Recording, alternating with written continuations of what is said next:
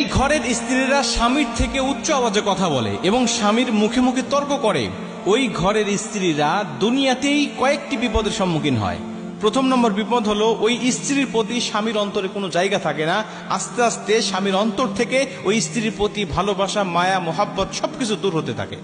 কারণ স্ত্রী যতই সুন্দর হোক, যতই উচ্চ শিক্ষিত আর উচ্চ বংশ মর্যাদা সম্পন্ন হোক না কেন, স্ত্রী যদি স্বামীর মুখে মুখে তর্ক করে, স্বামীর আওয়াজের থেকে উচ্চ আওয়াজে কথা বলে, সামান্য কিছুতেই রাগারাগি করে, ওই স্ত্রীর প্রতি স্বামীর অন্তরে কোনো জায়গা থাকে না, কোনো মায়া মোহাব্বত থাকে না। কিন্তু স্ত্রী দেখতে খুব বেশি একটা ভালো নয়, কিন্তু সে ভালো, সে ভদ্র, সে নম্র। স্বামী কিছু বললেই সেটা সে আনুগত্য করে নেয়, মেনে নেয়। ওই স্ত্রীর চেহারা ভালো না হলেও ওই স্ত্রীর জায়গা স্বামীর অন্তরের মধ্যে থাকে সর্বসময়। এজন্য মা বোনদেরকে বলতে চাই, কখনো স্বামীর অবাধ্য হবেন না, স্বামীর মুখে মুখে তর্ক করবেন না এবং উচ্চ আওয়াজে কথা বলবেন না। বললে প্রথম নম্বরে আপনার জন্য স্বামীর অন্তরে কোনো জায়গা থাকবে না। দ্বিতীয় নম্বরে, আপনার ঘরে শান্তি নামক যে একটা নিয়ামত, এই নিয়ামতটা থাকবে না, শান্তি বলতে থাকবে না। আপনি যত টাকা ইনকাম করেন না কেন, আপনি যত ধনী ফ্যামিলির মেয়ে হন না কেন, বা আপনি যত ধনী স্বামীর স্ত্রী হন না কেন, আপনার ঘরে শান্তি বলতে কিচ্ছু থাকবে না। কারণ শান্তি টাকা পয়সা দিয়ে কিনা যায় না। শান্তি টাকা পয়সা দিয়ে শহরে কিনা যায় না। এই শহরে মানুষের টাকা পয়সার অভাব নাই। মানুষ ইচ্ছা করলে শান্তি যদি টাকা দিয়ে কিনা যাইতো, টাকা দিয়ে মানুষ শান্তি কিনে রাখতো, কিন্তু টাকা দিয়ে শান্তি কিনা যায় না। শান্তি কোথায়?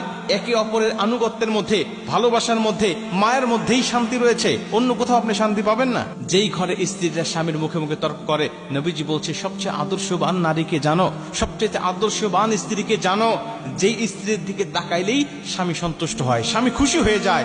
যেই স্ত্রীর কথা শুনলে স্বামীর অন্তরটা শান্তিতে পড়ে যায়, শান্তির মধ্যে ডুবে যায়, এই স্ত্রী হলো সবচেয়ে আদর্শবান। রাসূল সাল্লাল্লাহু আলাইহি ওয়াসাল্লাম এর জন্য মেয়েদেরকে সবসময় স্বামীর আনুগত্য করার কথা বলেছেন।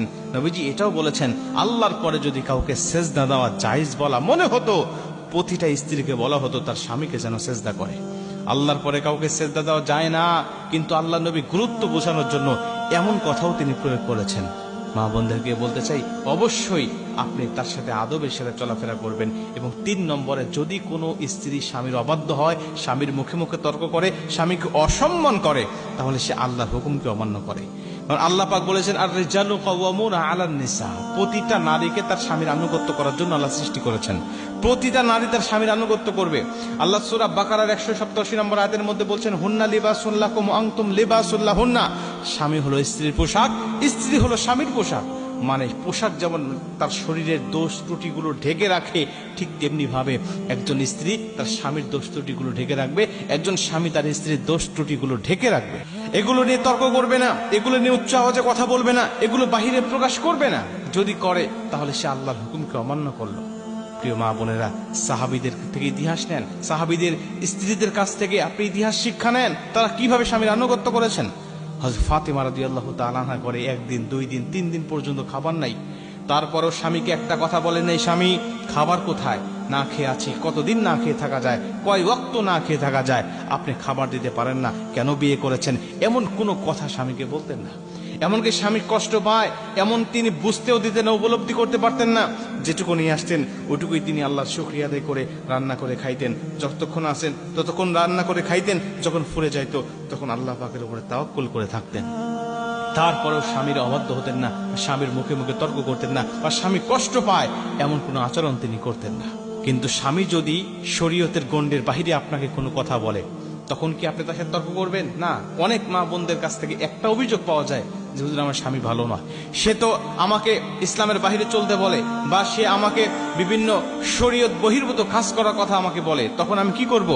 আমি বলি তারপরেও তার সাথে উচ্চ আওয়াজে কথা বলবেন না, তাকে আপনি হিকমতের সাথে বোঝানোর চেষ্টা করবেন। কারণ উচ্চ আওয়াজে কথা বললে তখন আপনি বোঝাতে পারবেন না তাকে, সে তো পুরুষ মানুষ, সে আপনার আনুগত্য মেনে নেওয়ার জন্যই সৃষ্টি হয় নাই।